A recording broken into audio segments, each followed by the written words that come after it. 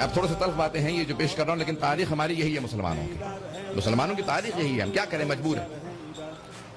امام ابو حنیفہ عراق واپس چلے گئے، انہوں نے جانے کے بعد وہاں پہ پورا اپنا ایک مکتب شروع کر دیا، پڑھانے لگے۔ چھٹے امام علیہ السلام عراق زیارات پہ گئے۔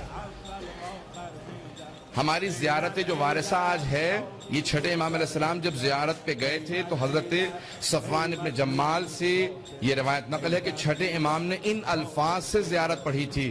انہوں نے فوراً پوچھا کہ مولا یہ الفاظ لکھ لوں؟ امام نے کہا لکھ کے مجھے دکھا دے تاکہ میں تصحیح بھی کر دوں۔ الفاظ آگے پیچھے نہ کرنا، صرف معصوم سمجھتا ہے دوسرے معصوم کو مخاطب کیسے کرنا۔ پتہ نہیں توجہ ہے یا نہیں ہے۔ پھر امام نے زیارت عاشورہ لکھوائی، دعائے علقمہ لکھوائی، یہ ساری جناب صفوان جمال سے زیارات ہیں۔ سب کی توجہ ہو میرے ساتھ۔ حضرت صفوان جمال کہتے ہیں امام آئے، امام نے باقاعدہ زیارات کا بتایا، کون سی زیارت کہاں پہ ہے، کس مقام پہ کس طرح سے بیٹھنا، کہاں پہ کون سی نماز پڑھنی ہے، توجہ ہے۔ پھر حضرت صفوان کہتے ہیں امام میرے ساتھ کوفہ گئے، مسجد کوفہ میں آپ مقام امام صادق علیہ السلام موجود ہے، مسجد سہلہ گئے، اس کے بعد ایک مرتبہ نجف اشرف گئے، وادی السلام زیارات کرتے کرتے بتانے لگے یہاں ہود و صالح ہیں، سارے بتائیں۔ ایک ایسے مقام پہ گئے کہ وہاں پہ زیارت کرنے کے بعد 40 قدم تک صادق آل محمد نے پشت نہیں کی، نہیں کہا اپنی پشت نہیں کی، الٹے قدم چلتے رہے۔ امام نے پشت نہیں کی، 40 قدم تک امام پشت پہ چلتے رہے۔ میں نے فوراً پوچھا کہ مولا آپ نے جو تعظیم یہاں کی ہے کسی مقام پہ نہیں کی، یہاں کس کا روضہ ہے؟ کہا کہ صفوان اعلان نہ کرنا، یہاں ہمارے جد امجد علی ابن ابی طالب کا روضہ ہے۔ کہا مولا اگر اجازت ہے تو ایک نشان بنا لوں اپنے لیے تاکہ مجھے یاد رہے، خاص خاص شیعوں کو لے کے آیا کروں گا۔ امام نے کہا اجازت ہے۔ پہلی مرتبہ امیر المؤمنین کے روضہ اطہر کی اگر زیارت کی اجازت ملی تو صادق آل محمد کے زمانے میں ملی ہے، خاص خاصیوں کو۔ پھر 8ویں امام علیہ السلام کے زمانے میں اعلان عام ہوا۔ سب کی توجہ ہے؟ سننا چاہ رہے ہیں سب لوگ؟ وقت گزر گیا، میں نے توجہ نہیں کی، وقت بہت تیزی سے گزر گیا۔ تو جانے گرامی اب امام نے وہاں پہ اعلان کیا۔ اب امام وہاں پہ بھی جب گئے تو مختلف زیارات کی تعلیم دے رہے ہیں، مختلف علوم کی آبیاری کر رہے ہیں، شاگردوں کی تربیت کر رہے ہیں۔ امام نے فوراً بلایا، کہا ذرا بلاؤ، ذرا میرے جو شیعہ آنا چاہتے ہیں ان کو ملنے کے لیے اجازت دو۔ آنے لگے۔ ایک مرتبہ کسی نے کہا مولا کوئی ابو حنیفہ نامی آدمی دروازے پہ آیا، امام نے کہا ان سے کہو واپس چلا جائے۔ توجہ کیجئے گا، ان سے کہو واپس چلا جائے۔ میں توہین نہیں کر رہا ہوں، میں تاریخ کو پیش کر رہا ہوں، بڑے احترام سے نام لے رہا ہوں، اور میں کوئی بھی کسی کی دل آزاری کا قصد نہیں رکھتا۔ سب کی توجہ ہو میرے ساتھ۔ امام نے کہا کہ ان سے کہو کہ واپس چلے جائیں۔ اتنے میں جب کہا کہ واپس چلے جائیں تو کچھ اور شیعوں نے پیغام بھیجا، کہا امام سے کہو کہ یہ شیعہ ملنے کے لیے آئے ہیں۔ امام نے کہا کہ ٹھیک ہے، ان کو آنے کی اجازت دے دو۔ توجہ ہے؟ انہیں آنے کی اجازت دے دو۔ وہ سارے شیعہ جیسے ہی آئے تو ان میں امام ابو حنیفہ بھی شامل ہو کے داخل ہو کے آ کے بیٹھ گئے سامنے۔ جیسے ہی آ کے بیٹھے تو امام نے ابھی کچھ کلام نہیں کیا تھا کہ ابو حنیفہ نے فوراً امام سے سوالات شروع کر دیے اور کہا کہ یہاں پہ کوفے کے اندر بہت سے لوگ بڑے بڑے صحابہ کی توہین کر جاتے ہیں، اعلان کرتے ہیں، آپ حکم دیں، فتویٰ دیں کہ یہ سب کے سب باز آ جائیں۔ امام نے کہا نہیں، نہ میں حکم دوں گا، نہ فتویٰ دوں گا، اور نہ روکوں گا۔ کہا کیوں نہیں روکیں گے آپ؟ امام نے کہا کیونکہ یہ لوگ میری بات کو نہیں سنیں گے، اس لیے میں اپنی بات کو ضائع نہیں کرنا چاہتا۔ توجہ توجہ توجہ توجہ ہو سارے مجمع کی۔ کہ امام نے کہا میں اپنی بات کو ضائع نہیں کرنا چاہتا، اس لیے میں یہاں اعلان نہیں کروں گا۔ کہ نہیں، کیسے ہو سکتا؟ یہ 18,000 افراد کوفے میں رہنے والے سب کہتے ہیں کہ آپ کے شیعہ ہیں اور آپ کی بات نہ مانے۔ امام نے کہا تو بھی تو ہر جگہ بتاتا پھرتا ہے میرا شاگرد ہے۔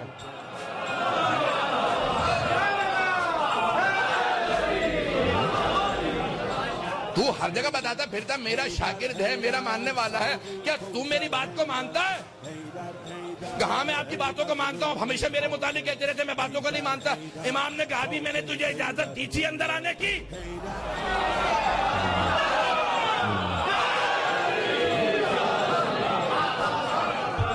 یا ابھی میں نے اجازت دی تھی کہ نہیں آپ نے اجازت نہیں دی؟ امام نے کہا تو بغیر اجازت کے آیا نا، بغیر اجازت کے تو نے سوال کیا۔ میں اپنے انداز سے پیش کر رہا ہوں، امام کے کلام کو جب پیش کرتا ہوں جذبات ویسے ہی بلند ہو جاتے ہیں۔ امام نے کہا بغیر اجازت کے تو آیا، بغیر اجازت کے سوال کیا، بغیر اجازت کے بولے چلا جا رہا ہے، جب تو نہیں سنتا شاگرد ہو کے تو کیا توقع رکھتا ہے کہ سارا ملک میری باتیں سنتا پھرے گا؟ نہ میں روکوں گا، نہ میں حکم دوں گا، جو جس کی توہین کرتا رہے۔ امام نے کہا میں نے سنا کہ تو بھی فتوے دینے لگا۔ توجہ ہو امام نے کہا میں نے سنا کہ تو بھی تو فتوے دینے لگا. کہا کہ ہاں فتویٰ دیتا ہوں. امام نے کہا اچھا بتا مجھے کہاں سے فتویٰ دیتا ہے؟ تو کیا قرآن کے محکم و متشابہ میں تمیز کرتا ہے؟ تجھے محکم و متشابہ کا پتا ہے؟ کہاں پتا ہے؟ امام نے کہا ناسخ و منسوخ کو جانتا ہے؟ توجہ ہے کہ ناسخ و منسوخ کو جانتا ہے؟ کہ جانتا ہوں. امام نے کہا مدنی مکی میں تمیز رکھتا ہے؟ کہ تو کیا شان نزول سے متعلق جانتا ہے؟ تعویل و تفسیر میں فرق کرتا ہے؟ اس نے کہا سب جانتا ہوں. امام نے کہا اچھا میں سوال کرتا ہوں جواب دے, وقت نہیں ہے کہ تفصیل میں جا سکوں. امام نے ایک مرتبہ سوال کیا, اس نے کہا ایک اور سوال کر لیجیے, یہ والا جواب میرے ذہن میں نہیں ہے. بہت لمبا مناظرہ کئی صفحات کا, اگر پیش کروں تو آدھا گھنٹہ لگے گا اور وقت نہیں ہے. آخری صرف سوالات پیش کر دوں گا, وقت نہیں ہے. اس کو پڑھیں, پورا مولا کا مناظرہ تفصیل سے پڑھیں تاکہ واضح ہو امام کا مکتب کیا. امام نے کہا بتا یہ آیات, ان آیات کا جواب دے. اس نے کہا نہیں جانتا. ایک اور سوال کر لیں. امام نے دوسرا سوال کیا قرآن کی آیات سے, کہا نہیں جانتا. تیسرا سوال کیا, کہا نہیں جانتا. امام نے 5 سوال کیے, کہا نہیں میں قرآن اتنا نہیں جانتا. توجہ ہو, میں قرآن اتنا نہیں جانتا, حدیث بہت مجھے محکم و مضبوط ہے, ہزاروں حدیث یاد ہیں. امام نے کہا اچھا ذرا اپنے حدیث کے حساب سے اس مسئلے کو بتا, پیغمبر نے یہ حدیث کہاں پہ کہی تھی؟ کہ میرے اس وقت ذہن میں نہیں ہے, دوسری حدیث پوچھ لیں. امام نے ایک اور حدیث پوچھی, جب 5 حدیث پوچھ لی. اس نے کہا نہیں حدیث اس وقت ذہن میں نہیں ہے. امام نے کہا اچھا قرآن و حدیث سے جب نہیں بتاتا کہاں سے فتویٰ دیتا ہے؟ کہ جب قرآن و حدیث میں نہیں پاتا تو میں قیاس کرتا ہوں, قیاس کرتا ہوں. امام نے کہا ذرا اپنے قیاس سے بتا, زنا زیادہ بڑا گناہ ہے یا قتل؟ اس نے کہا قتل زیادہ بڑا گناہ ہے. امام نے کہا اچھا یہ بتا, اگر تو قیاس کو صحیح مانتا ہے اور کہتا ہے کہ قتل زیادہ بڑا گناہ ہے, تو قتل میں اللہ نے 2 گواہ مانگے ہیں, زنا میں 4.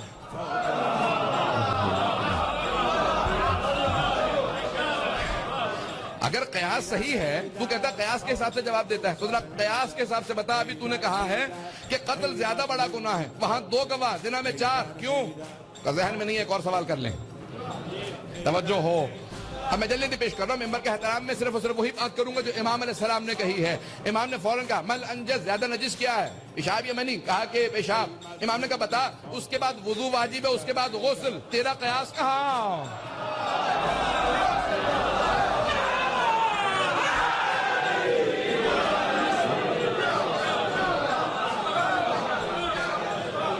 امام نے قیاس سے متعلق اتنے سوالات کیے. امام نے کہا بتا اپنے قیاس کے حساب سے, قرآن و سنت کو نہ دیکھنا, قیاس کے حساب سے ذرا بتا نماز افضل ہے یا روزہ؟ اس نے کہا نماز افضل ہے, اس میں کوئی دو رائے نہیں ہے. امام نے کہا اپنے قیاس کے حساب سے بتا, خاص ایام میں مستورات کی نمازیں ساقط, روزے کی پھر بھی قضا واجب.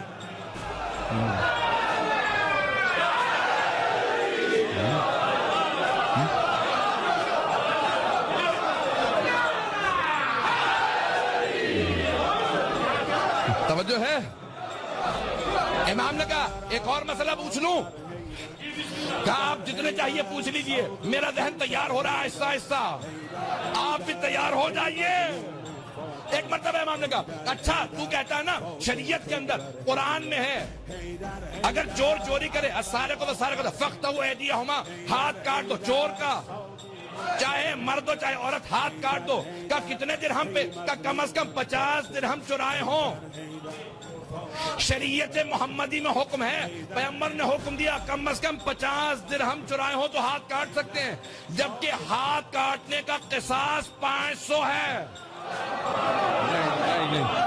ویسے کوئی ہاتھ کاٹ دے تو 500 درہم دینے پڑتے ہیں. غلطی میں کسی کا ہاتھ کاٹ دوں, مجھے پھر بھی اس کا قصاص دینا پڑے گا 500 درہم, اور 50 درہم چرانے پہ ہاتھ کاٹ دیں. کیا بتا قیاس کے حساب سے شریعت نے ایسا حکم کیوں دیا؟ کہ ان میں سے کوئی مسئلہ ذہن میں نہیں ہے. امام نے کہا سن, میں کبھی تجھ سے سوال نہ کرتا اگر تو خود حماقت نہ کرتا میری بارگاہ میں آنے کے. تو چھپا پھرتا رہتا, جہاں مرضی فتوے دیتا رہتا, میں خاموش رہتا. جب تو آیا میری بارگاہ میں, تو نے جسارت کی سوال کیا. میں نے اس لیے سوالات کیے تاکہ سب پہ واضح کر دوں جعفر ابن محمد اور ابو حنیفہ شیر و شکر نہیں تھے, مسلک الگ الگ تھے, مشرب الگ الگ تھے.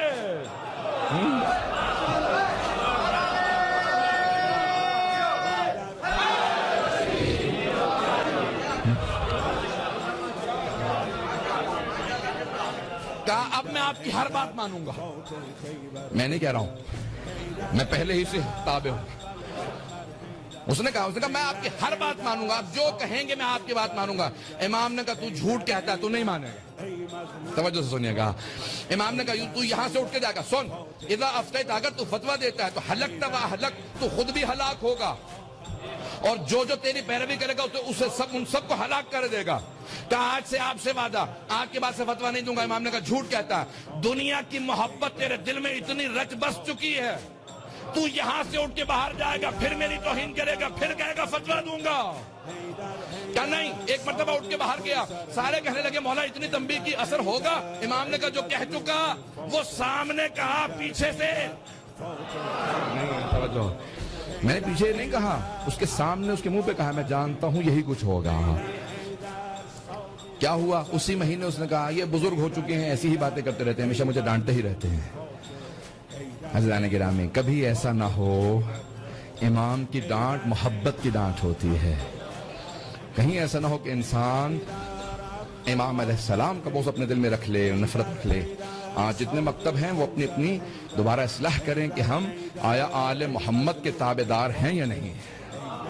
پتہ نہیں بات واضح ہو رہی یا نہیں ہو رہی. توجہ ہے لوگوں کی میرے ساتھ؟